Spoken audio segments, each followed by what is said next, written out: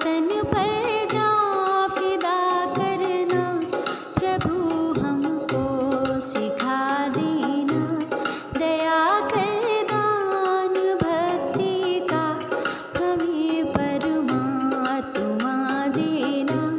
दया करना हमारी आत्मा में शुद्धता देना।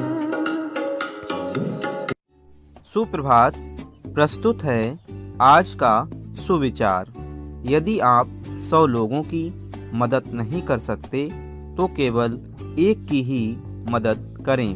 If you can not help 100 people then just help one.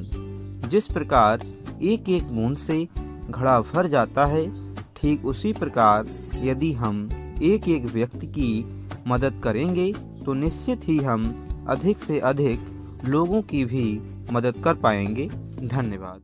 नमस्कार। आज का शब्द है एक्लिप्स। ECLIPSE। एक्लिप्स। एक्लिप्स यानी ग्रहण। सूर्य को जब ग्रहण लगता है तब सूर्य ग्रहण, और चंद्र को जब ग्रहण लगता है तो चंद्र ग्रहण। आइए इसे सेंटेंस में भी देखें। We must not see the solar eclipse from our naked eyes। अर्थात हमें अपनी खुली आँखों से सूर्य ग्रहण नहीं देखना चाहिए। धन्यवाद। नमस्कार। तो शुरू करते हैं आज की पहेली। आज की पहेली है, देखने में हूँ गांठ गठीला, यानी कि मेरे अंदर बहुत सी गांठें हैं, पर खाने में हूँ खूब रसीला, पर मेरे अंदर बहुत मिठास है। तो सोचो, बोलो कौन हूँ मैं? उत्तर है गन्ना। गन्ने में बहुत सी गांठें होती है ना, और खाने में बहुत मीठा होता है। नमस्कार। प्रस्तुत है आज का इतिहास, हिस्ट्री ऑफ द डे। 1805 में आज ही ब्रिटेन के एक लोहार जॉर्ज फ्रैंकलिन ने पत्थर के कोयले की खोज की। आज ही के दिन सन 1924 में प्रसिद्ध फिल्म निर्माता, निर्देशक और अभिनेता राज कपूर का जन्म हुआ। धन्यवाद। Good morning. Special of the day में आपका स्वागत है। आज 14 दिसंबर को राष्ट्रीय ऊर्जा संरक्षण दिवस के रूप में मनाया जाता है। विद्युत मंत्रालय के अधीनस्थ ऊर्जा दक्षता ब्यूरो द्वारा हर साल 14 दिसंबर को राष्ट्रीय ऊर्जा संरक्षण दिवस का आयोजन किया जाता है। ये लोगों के बीच जीवन के हर क्षेत्र में ऊर्जा संरक्षण के महत्व का संदेश भेजने के लिए मनाया जाता है।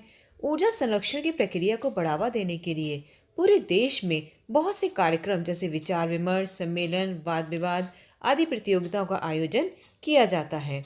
अत्यधिक और फालतू ऊर्जा के उपयोग के स्थान पर कम ऊर्जा के प्रयोग के लिए लोगों को प्रोत्साहित करना इस कार्यक्रम का उद्देश्य है। धन्यवाद। सुप्रभात। शुरू करते हैं आज की प्रश्नोत्तरी। प्रश्न नंबर 1, विश्व का सबसे बड़ा महाद्वीप कौन सा है? एशिया विश्व का सबसे बड़ा महाद्वीप है। प्रश्न नंबर 2, विश्व का सबसे छोटा महाद्वीप कौन सा है?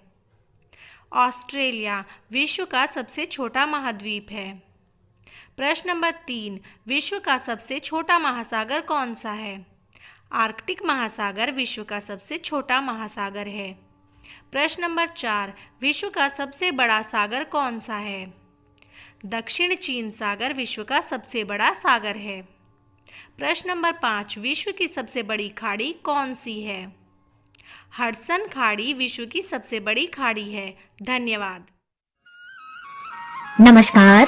आज की बाल कविता इस तरह से है। आछी बिल्ली बोली म्याऊ म्याऊ, मुझको हुआ जुखाम। बिल्ली बोली म्याऊ म्याऊ, मुझको हुआ जुखाम। चूहे चाचा चूंड दे दो, जल्दी हो आराम।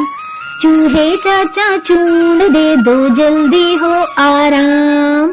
छी चूहा बोला बतलाता हूँ एक दवा बेजोड़। चूहा बोला बतलाता हूँ एक दवा बेजोड़। अब आगे से चूहे खाना बिल्कुल ही दो छोड़।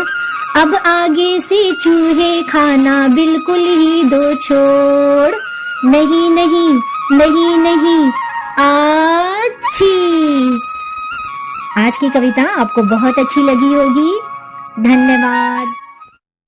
सुप्रभात, मैं उपस्थित हूँ आज की बाल कहानी के साथ। एक बार बादशाह नौशेरवां जंगल की सैर करने गया।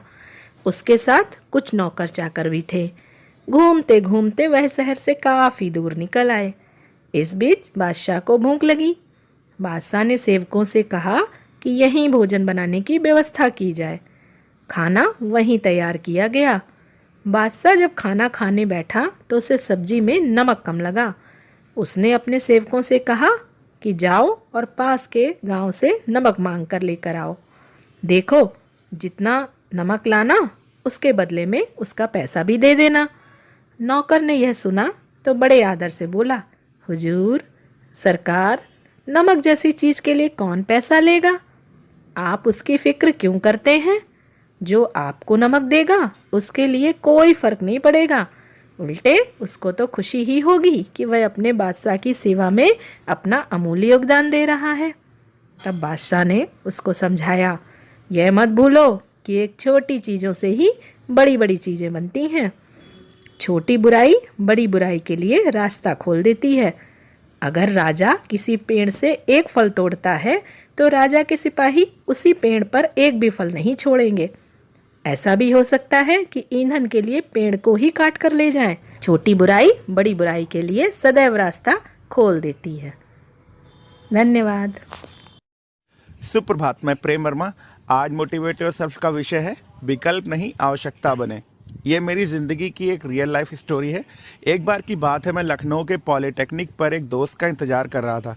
काफ़ी देर तक वेट करने के बाद सोचा एक चाय पी लेता हूँ। पास ही एक पेट्रोल पंप के बगल में एक चाय का ठेला दिख गया। मैंने एक चाय ली और पीने लगा। चाय का स्वाद बड़ा ही फीका सा था, जैसे ठीक से पकाई ना गई हो। चाय में दूध भी कम लग रहा था। लौंग, इलायची, अदरक जैसा कुछ भी नहीं था। ग्लास का साइज़ भी बड़ा छोटा सा था। जैसे तैसे बेमन से मैंने चाय ख़त्म की और उससे पैसे पूछे। उसने कहा 5 रुपये और मैंने दे दिए। अब यहाँ से वो बात शुरू हुई जो मैं आपसे शेयर करना चाहता था। मैंने उससे पूछा, भाई क्या आपकी चाय की किसी ने तारीफ़ की है? उसने कहा, इतना मौका किसे है? फिर मैंने पूछा, क्या कभी कोई ऐसा बंदा आपकी दुकान पर चाय पीने आया है जो बड़ी दूर से चलकर सिर्फ आपकी दुकान में चाय पीने आया हो? उसने कहा, शायद नहीं। हमने आगे कहा, जब आपने यह तय कर लिया है कि आपको चाय बनाकर बेचने का काम करना है तो ऐसी चाय क्यों नहीं बनाते कि लोग दूर से ये सोच कर आए कि पॉलीटेक्निक चौराहा पर एक बड़ी अच्छी चाय बनाता है, चलो आज उसकी चाय पी कर आते हैं। आप जिस जगह चाय का ठेला लगाए हो ये लखनऊ की सबसे व्यस्त जगह है और यहाँ आपकी ठीक ठाक बिक्री भी हो जाती है क्योंकि लोग मजबूरी में आपकी चाय पीते हैं, कोई दूसरा चाय वाला भी नहीं। आप इतनी अच्छी चाय बनाओ कि जो पिए बस आपकी तारीफ़ करे। ये ज़्यादा मुश्किल भी नहीं, बस आप जो बनाते हो उसी को थोड़ा और दिल लगाकर सलीके से ज़रूरी इंग्रेडिएंट्स डालकर बनाना है। खैर, ये तो हुई घटना चाय वाले की। अगर इस घटना को हम अपने बेसिक शिक्षा विभाग के संदर्भ में देखें तो कहीं ऐसा तो नहीं कि जो बच्चा हमारे स्कूल में पढ़ रहा है वो मजबूरी में पढ़ रहा है क्योंकि वो कॉन्वेंट का खर्च वहन नहीं कर सकता। शिक्षक बनना हमारा चुनाव है और हम शिक्षक हैं, तो हम अपने विद्यालय को ऐसा बनाएं, ऐसी शिक्षा दें कि बच्चे दौड़ कर स्कूल आएँ। लोग ये चर्चा करें कि फला स्कूल में बहुत बढ़िया पढ़ाई होती है, फला मास्टर जी बहुत बढ़िया पढ़ाते हैं।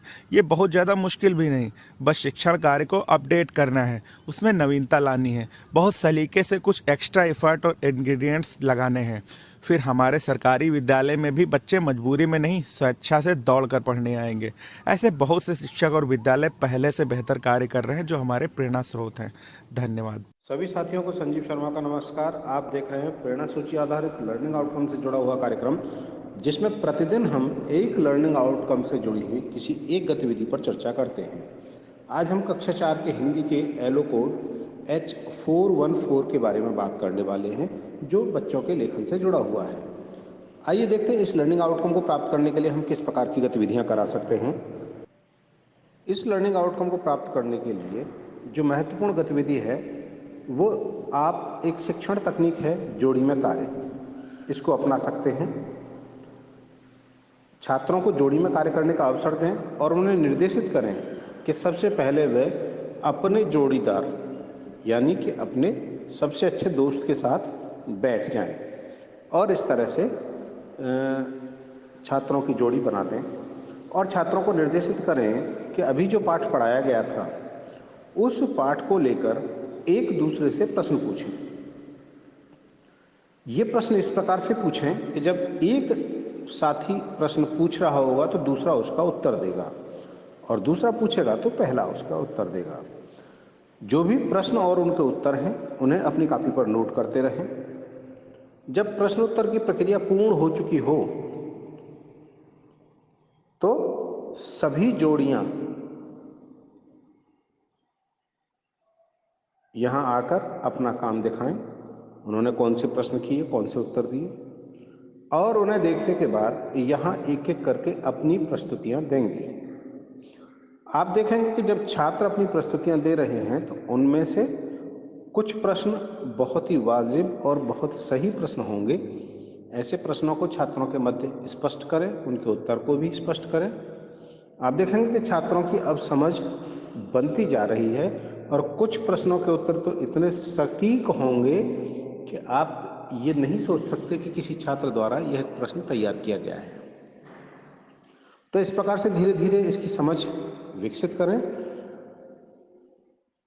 जब भी छात्र ये कार्य कर रहे हों, उन्हें जहां आवश्यकता हो वहां उनकी मदद अवश्य करें और पूरी गंभीरता से उनके प्रयासों को आप लें। कोई भी गतिविधि की रोचकता अवश्य बनाए रखें, अपनी सक्रिय भागीदारी सुनिश्चित करें। तो इस तरह से इस गतिविधि को आप पूरा करा सकते हैं। तो कराते रहें गतिविधियां, हासिल करें प्रेरणा लक्ष्यों को। हम बनाएंगे